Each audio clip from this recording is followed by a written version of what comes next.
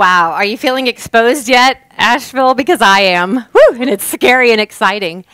And it feels a lot like glossophobia. Anybody? Glossophobia? I love the first part of that word, gloss, but then you get to the phobia part. Urgh. Glossophobia is the fear of public speaking. And even though y'all look really strong right now, if you were standing right here, I'm pretty sure, based on national surveys for the last 35 years, pretty much every one of you would say that might be your greatest fear. And that is statistically correct. Second greatest fear, anybody? Death. I don't get it, but this is real. So I like what Jerry Seinfeld said about that. He said, look, in America, we'd rather be the guy in the casket than the guy standing up having to give the eulogy. So, and he's not really wrong. This statistic is backed up, and it gets kind of a little bit worse. In 2013, the National Institutes of Mental Health said 75% of us claim to experience moderate to high levels of communication anxiety. Now, that wasn't public speaking. That was communication anxiety. So that could be waiting for the text that took 10 seconds longer to come back to you than you expected. That could be not wanting to answer that phone call. Fear of looking at email. Anybody? Fear of looking at email? Yeah, because when you open it up, you got work to do. They're asking things of you. And this is, I think communication anxiety is out of control right now. And so what I want to talk to you is about this very thing, because some of us are in a little bit of denial. So in communication anxiety, we can call it glossophobia, if you will. This particular issue came to me, I guess, my whole life. I teach a subject called public speaking. So I'm the class that everyone tries not to take, or changes their major so they don't have to take it, or waits till the very last semester to take. And what I've come up with is that this stuff is real, and I deal with it all the time for the last almost 20 years. And so I've had to be very creative about trying to help people give their best when they have to be themselves, because this is the scary part. One of our speakers mentioned that as a performer, give me 10,000 people on a stage and I'm good, but give me, that face-to-face. I mean, you guys are right here. That's scary. Because why? Because we are exposed. So this exposure, I think, there's a lot of psychologists, the other Susan Cain, there's a lot of different people, anthropologists, who really can speak to why, as a species, I guess, we have this fear, because it does seem to cross international boundaries to some degree. I do think Americans have a higher level. That might be another talk for another day. But nevertheless, there is something in most people that gives us a little trepidation about putting ourselves out there. So, but I'm going to speak to it from a communicologist point of view. And there's two things in particular that I think are at play here. One in particular is that we live in the information age. Now, the information age is awesome. We love it. If we don't know everything, we can know everything within the next 5 minutes. So this is a good thing. I think people kind of forget what that actually entails, however. In order to get any kind of information in or out of our brains, there's only one way to do it, and it's through some form of communication. I do want to make sure we're all on the same page about communication, however, because usually when I ask my students, what's communication? People say talking, or they say language. And I agree, absolutely. The short version of what communication is everything. Every single piece of everything is a piece of information that gives you one more piece of information, one more bit of data to process some kind of conclusion. So whether it's your outfit, whether it's your hair, whether it's your tone of voice, it doesn't matter. Everything we do, everything we say. Behavior is communication. Okay, so there's number one. So that's the first thing that I think is really important. In the information age, we are on call 24/7. So you run to the nearest app, you download everything. You're so hooked up, we are so hooked up, but we are on call. We're looking at information, personal, public, whatever it is, at 2 in the morning, 4 in the morning. Our employers can call us anytime they want. Because we all have a cell phone, we're all available, right? All right, so that's number one. The information age is kind of stressing us out. So there's one reason that our communication anxiety, so this isn't just about standing up here like this. I mean, I'm doing this because I'm crazy. But most of you would never do this, okay?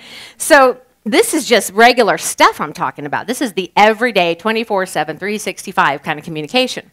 The second thing that really affects us right now is something happened in the 21st century that said, hey, you all get to be whoever it is you want to be. And you can change that up every day.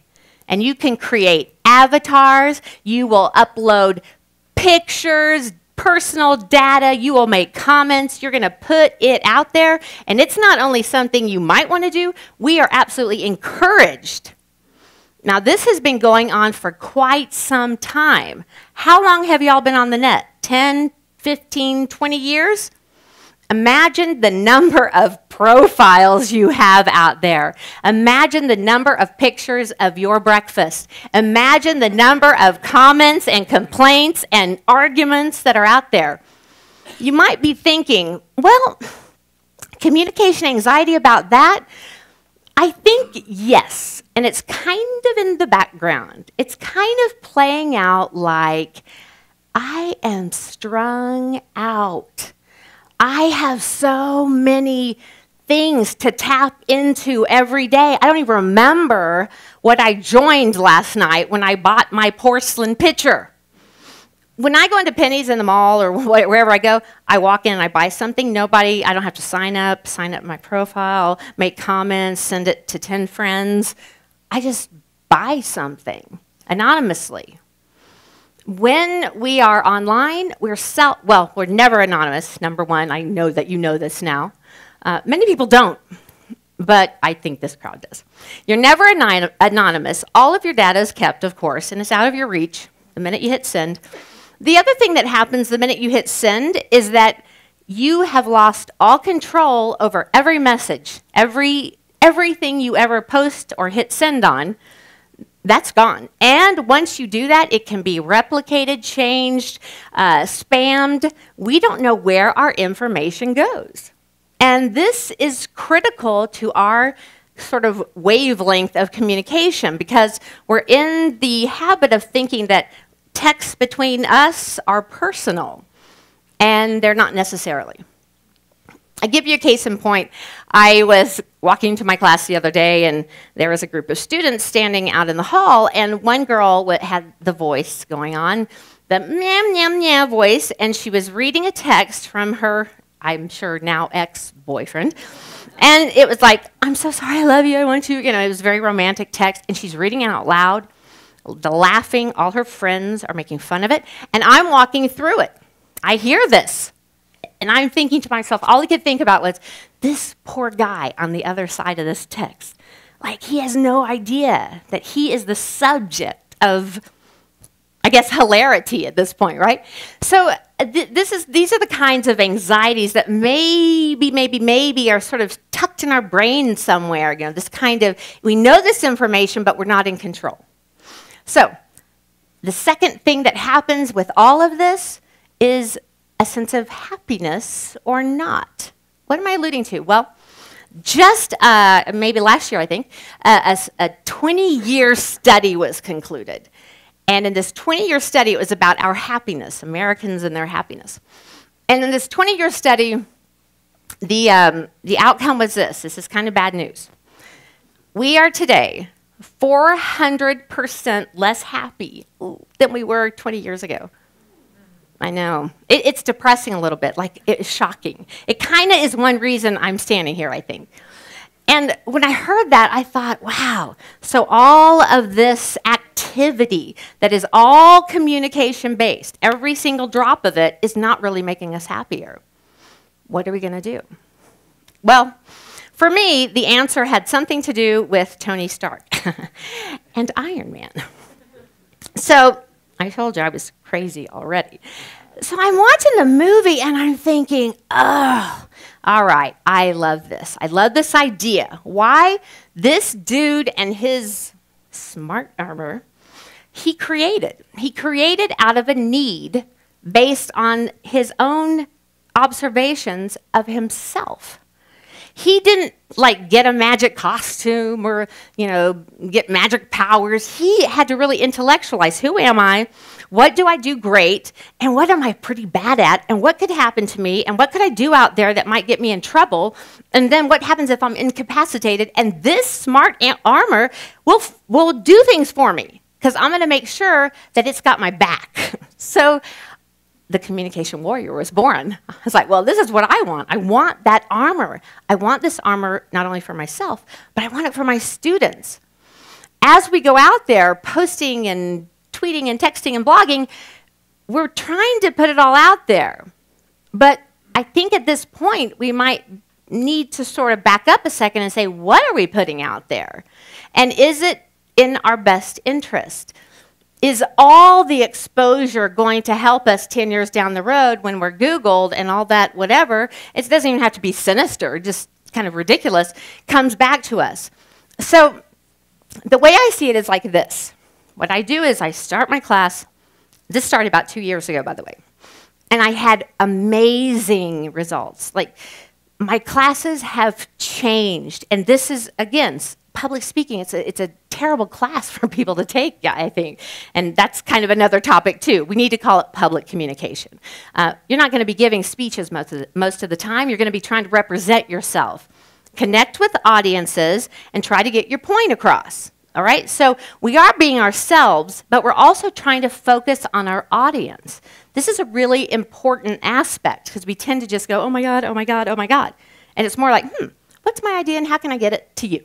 So I start the class the very first day and I say, they're all sitting there thinking how they can drop the class.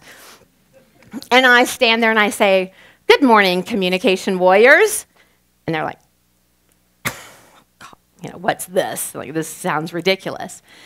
But from that point on, maybe it takes 2 classes, maybe 3, but they buy into it. Why do they buy into it? Because they can visualize a warrior. They feel empowerment. Instead of, oh my God, this is so scary. This is going to be really hard for you. You're going to have to stand up here and you're going to have to do all this stuff, the things you hate to do. Instead, it's like, okay, what we're going to learn to do in here is be strong and have our own back. So that every time the world doesn't have your back, and by the world, let's go to public communication. And by public communication, let's remember that that's anything online and anything that's digital. Doesn't have your back, okay? Just trust me on that. And I know that you already know this, but a lot of people, as I said, do not. So public communication may feel very personal, but is it? Ultimately, in that conversation with the employer, in that conversation with customer service, whose back do they have? Whomever they represent, whatever institution is behind them. In terms of digital communication, nobody has your back there. I assure you, it's not even really possible, hardly. So that's the first thing, is to understand that what you're doing is learning to protect your own best interests, to show yourself in a way that makes you feel good. Because anxiety is based on insecurity. So insecurity is what we're trying to combat here, basically, and build that self-esteem. So what we do is we take stock. And we look at our challenges, we look at the things we like about ourselves in this class, and we try to bolster the things we like, and we say, you know what, I really like the way I walk. And so we learn to walk in the way you like to walk. How's your face? You have a great personality, but you're nervous? Okay, go with that personality. Whatever the strengths are, we really focus on that so that they can take over and have your back while you're so nervous you're trying to figure out everything else to do that you're not maybe that great at. None of us have it all. So we're all combating something. But it's the idea of taking charge of who you want your audience to think you are. And if this sounds like personal public relations, that's exactly what it is. And there's no shame in that game. That's the way the world is working right now. So it gives some kind of control to a situation that many people feel out of control. When you're talking to a prospective employer, this isn't personal. It's going to have to do with if you guys are a match. So, in terms of being a communication warrior, I'll leave you with this. Reliability and predictability in our behavior is what lends itself to trust. And trust is what makes us feel secure. And security is what gives us confidence. And so words like glossophobia can just start marching right on out that door while you get your confidence together, knowing that you've got your own back even if nobody else does.